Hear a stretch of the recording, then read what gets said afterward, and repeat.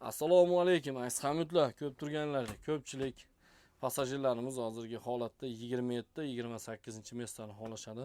Albatta mana o'zim ham o'tirib ko'ryapman. 27-28 da choy, kofe bemalol ichsanglar bo'ladi.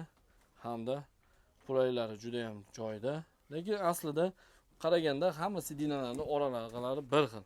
Davlat standartiga javob beradi. Do'stlar, shunaqa qulay, sifatli avtobuslarda ketmoqchi bo'lsanglar, ko'rib turganlaringizdek ikkita monitorimiz, 3 ta ishonch kameramiz hamda ko'rib turganlaringizdek saboy bagaj olsanglar bemalol joylarimiz ham yetarli.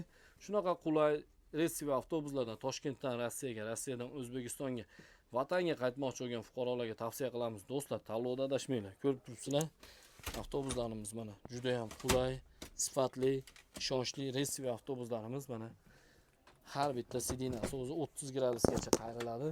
Hamda 10 cm mana bir-biriga ushatilmagan holatda ketsa bo'ladi do'stlar. Shunaqangi shkarniy avtobuslarda ketmoqchi bo'lsanglar, ekranda ishonchli raqamga srochno telefon qilinglar, bog'langlar do'stlar. Tanlovda adashmanglar.